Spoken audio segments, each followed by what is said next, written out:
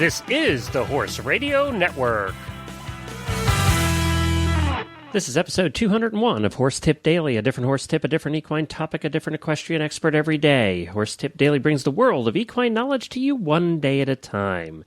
Today's tip is sponsored by Equestrian Collections for the whole universe of equestrian shopping at your fingertips at a price you can afford. Enjoy today's tip.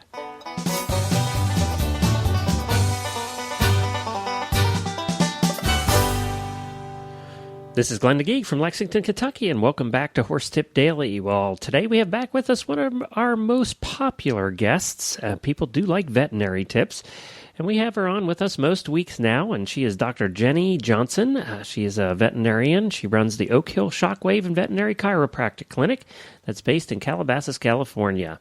And she's a regular contributor to the new Jumping Radio Show, which is part of the Horse Radio Network. And this tip is taken off of episode 10 and is co-hosted by Chris Stafford. And it's a first in a series of tips on lameness, so I think you're going to enjoy these. She's very thorough, and the reports I've been getting back from emails and calls are that people absolutely love how she explains things, so we're going to keep posting them here on the Horse Radio Network at Horse Tip Daily. But before we do that, we need to speak about our friends at Equestrian Collections. If you're looking for anything, whether it's clothing for you, clothing for your kids, clothing for your husband, you're looking for products for your horse or your barn, you can find it all at equestriancollections.com. Equestrian Collections has what you're going to need at a price you can afford. And, you know, they used to be known just for their clothing and in that they carry so much of a different variety of it, but now they're also becoming known for their tack. They have a huge variety of tack and of barn supplies and pretty much anything you're looking for. They also carry some Western products. They carry the complete Wrangler line. So no matter what you're looking for, try Equestrian Collections first. Take a look at them first to see if they have what you're looking for and give them a shot. We think you're going to fall in love with equestriancollections.com. And next time you're checking out, you can get $10 off your next order of $120 or more by using the coupon code 10DISCOUNT. That's 10 discount at checkout, and you'll get $10 off your next order of $120 or more just for listening to the Horse Radio Network. And now on to Dr. Johnson and Chris Stafford from the Jumping Radio Show. Dr. Jenny Johnson, as you know, has been running a regular series here on the Jumping Radio Show, and she has another really useful tip this week. So let's hear from Dr. Johnson. Well, hi, Jenny. How are you this week? Oh, I'm excellent, Chris. How about you? Good, thank you. Yeah, absolutely. It's getting a busy time of the year, and I know there's lots of horses that are getting ready to come into the outdoor season here in various parts of the country. If they haven't had the benefit of California or Florida weather this winter, they're thinking about jumping outdoors now. So what have you got up your sleeve for us this week to help them in terms of veterinary tips? Well, I'd like to start this week a series, Chris, on lamenesses in the jumping horse, lameness in general in the jumping horse. I think this is a very timely topic. As you said, frequently this time of year when the horses are getting back into shape and getting fit and getting closer to their competition schedule, we'll start to see little issues with lameness here and there. And it's certainly a topic that at one time or another almost every owner, trainer, rider has dealt with in their horses. So I'm going to have a series discussing various lamenesses that are common in the jumping horse. But today, I'd like to start it with a discussion of the lameness exam itself. What to expect during a lameness exam, when is a lameness exam indicated, what can we learn from that exam, and then what do we do with that information. And first, I'd like to start with the terminology. Frequently in practice, I would refer to it more as a soundness evaluation as opposed to a lameness exam. Many people are put off by the terminology lameness exam because they'll feel that their horse is not lame. And I think that's a valid point. If you think about lameness and soundness, they're really 2 points on a straight line or a continuous line. And assuming you start from soundness, it's very rare that you jump to lameness in a single instant unless you have, a very obvious traumatic incident. More commonly, you'll have gradual and fairly subtle changes along this line from moving away from soundness and towards lameness. but you're fairly far along that line and fairly far away from soundness and closer to lameness when you start to see clinical signs. Now, the value of doing a soundness evaluation is that with the benefit of the skills and trained eye of a veterinarian skilled and accustomed to working with jumping horses, many times there can be subtle findings on a soundness evaluation that are indicative of impending changes that might lead to lameness. So it's more about, I like to think of it as more about what can we find out about the horse before the horse is showing us clinical signs? What can we change? What can we address while the horse is still reasonably comfortable and reasonably happy doing their job before we have clinical signs? It's much easier to treat a horse that's sound than it is to treat one that's lame. And I think it's important for the owners and riders and trainers to be a part of this team, because those are the people that see the horse every day. They're the ones that have the hands on the horse, they're riding the horse. They know that horse inside and out. So the information that they have about that horse is invaluable to the veterinarian. The owners or the riders or the trainers are going to be able to, they're the ones that will be able to say, there's a little bit of filling every now and then in this tendon area. The horse isn't traveling as well as he used to. The stride has shortened a little bit. I've noticed that he's carrying his head a bit higher around the course, or we're having trouble with our lead changes. All of those types of signs are an indication that the horse is not as comfortable as he could be. And in order for a horse to do his job well, he has to be comfortable. And it's our job as the people around that horse to do everything we can to make sure that horse is comfortable. We ask a lot of them, and our responsibility is to keep them as comfortable as possible.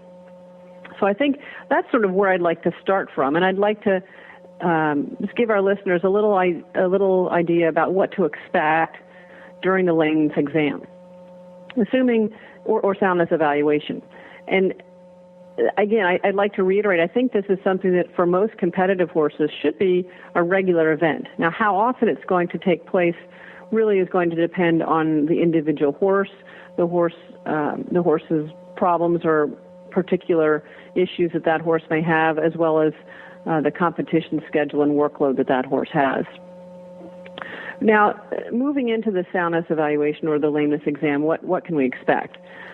I think before any exam is started, there are a few considerations that have to be addressed. If the horse is competing, we have to consider if any of the diagnostic tests or treatment that we may propose, if any of those will have an effect on the horse's ability to compete. And here, a knowledge of the competition rules and the drugs and medication guidelines is essential. Now, for most people competing, they will have access to a veterinarian who's experienced in the discipline of jumping, but in some of the more rural areas of the United States, that may not be the case.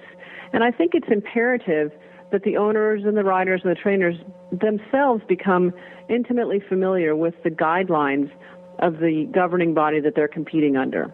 If they're competing under the United States Equestrian Federation guidelines, then they should go to the USEF website and look under the drugs and medications guidelines and become very familiar with what the guidelines are under the USEF rules.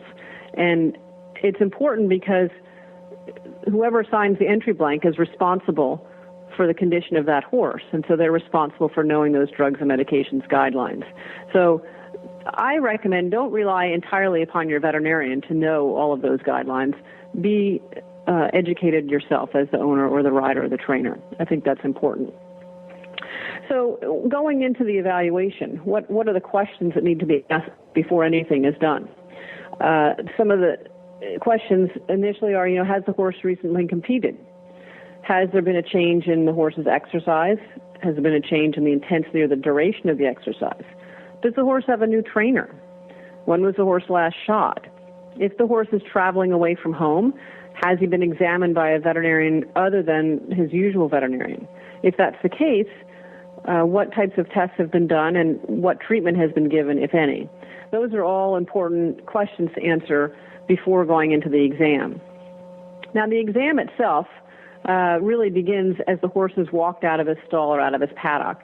Frequently, that initial period can give the veterinarian some very specific clues about what's going on with the horse. It can give subtle information as to which limb may be affected. From there, the veterinarian typically will do a palpation or examination of every limb. Again, if it's very obvious which leg the horse is lame in, it may not be necessary to palpate or evaluate every limb. But typically, particularly when you're doing a soundness evaluation, you will be palpating each limb individually, making a note of any variations from what would be considered normal, any pain or heat or swelling on any of those limbs. Next, the horse would be examined at a trot, both on a straight line and likely on small circles, typically on the lunge line. This may be done on firm footing as well as soft footing, because frequently the horse will handle those types of footings differently. And in many cases, it's a good idea to see the horse being ridden. If the horse is not so lame that it can't be ridden, obviously. Frequently, some of the more subtle abnormalities are only visible when the horse is ridden. And again, there may be additional palpation or examination of the limbs after seeing the horse move.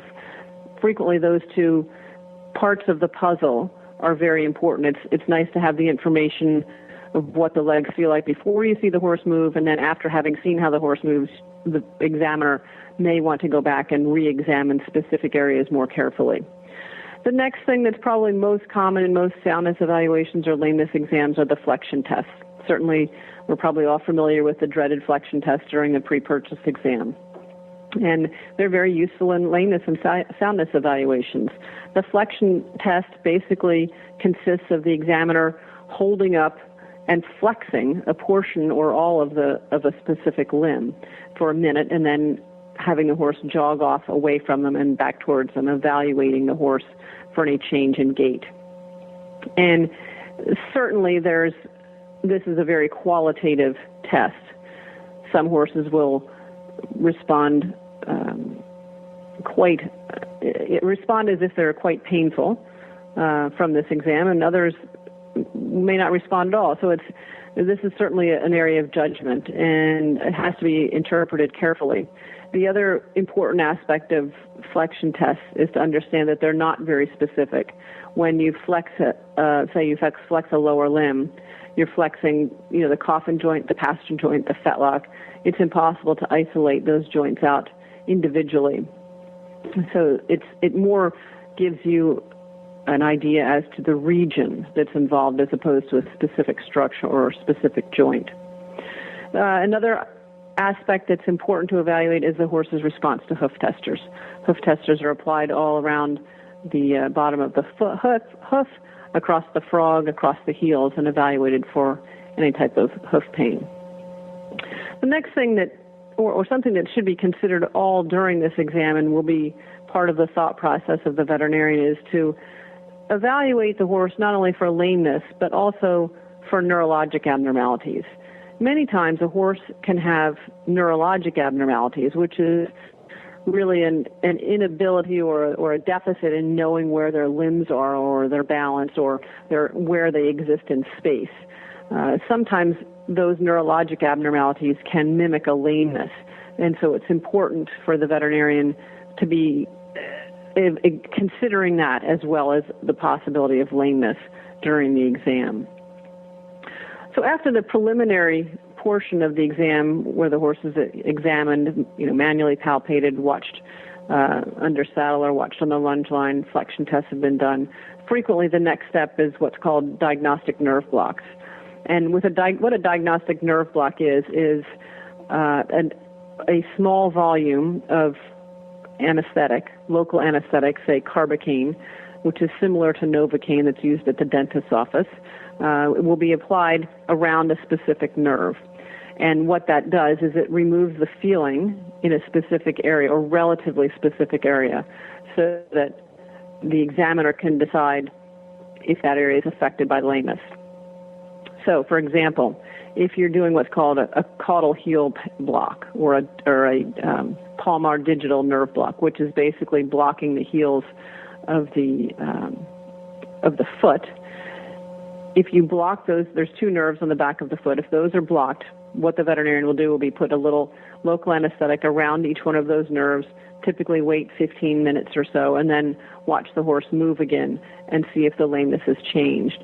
If the lameness has resolved with that diagnostic nerve block, then it tells the veterinarian that the lameness is in the area that was blocked out by that nerve block. So it would likely be in the foot somewhere. Now, again, the diagnostic nerve blocks have to be interpreted with care as well, because the anesthesia or the anesthetic agent can travel. It doesn't stay exactly in one spot, so it can move a little bit above where it was given and may block out areas that weren't necessarily intended to be blocked.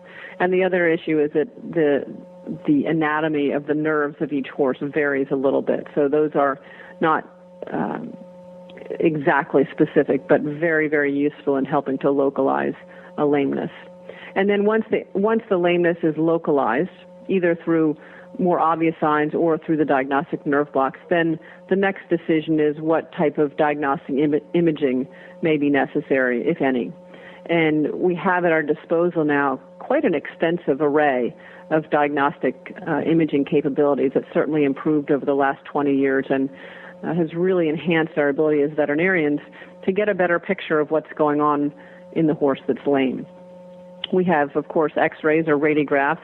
We now have the benefit of digital radiographs, which is wonderful because we can take views and see the results of those views right at the side of the horse. So if we need to take additional views, they can be done immediately. The other benefit, of course, is that those images can be emailed to experts all over the world almost instantly for them to review and get other opinions on abnormal findings. We also have, of course, ultrasound, which is useful for evaluating soft tissue structures. We also have, of course, nuclear scintigraphy, which is more commonly referred to as a bone scan. That's sometimes used to evaluate if an area is inflamed. We also have magnetic resonance imaging, MRI, and we also have thermography, which is being used here and there in lameness evaluations. And those diagnostic imaging modalities really can help us tremendously to gain an understanding of if there's a specific pathology, what the pathology is, what the degree of pathology is, and where it fits in this continuum from normal to abnormal. I would caution, however, again, though, that these imaging findings must be interpreted in light of the clinical findings. You can certainly find many abnormalities on your imaging that may not be significant. They may not be normal, but they may not be causing pain in this specific individual. So I cannot overemphasize the importance of the clinical exam. That still is your most important aspect of the examination. The imaging studies go in concert with that.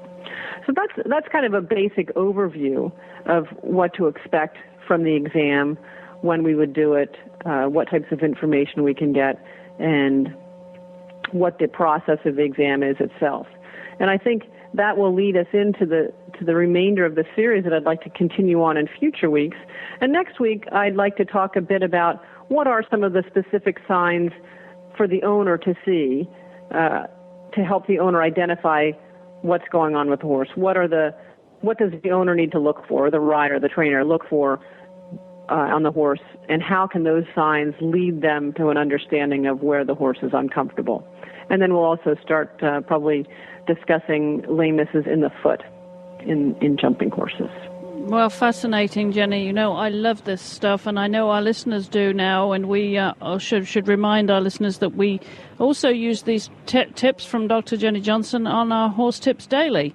So you can listen to them on there, and also, of course, our series of veterinary tips here on the Jumping Radio Show. You can also hear them, the past episodes, if you miss anything, by going back to our website, jumpingradio.com.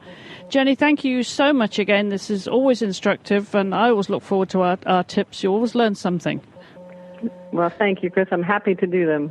It's a lot of fun. Well, we'll be back again next week with a follow-up, as we said, in this series for lameness. And thanks again, Jenny. We'll talk to you again next week.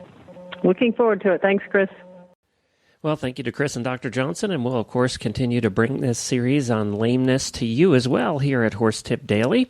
If you want to check out the Jumping Radio Show, it's at jumpingradio.com. This was taken off of episode 9. That's episode 9 of the Jumping Radio Show. That's where you can find this particular tip, as well as the rest of the show if you want to listen in. And don't forget that you can find all of our shows on the network at horseradionetwork.com. And I'll be back again tomorrow with another new expert and a different horse tip. Until then, stay safe, everyone.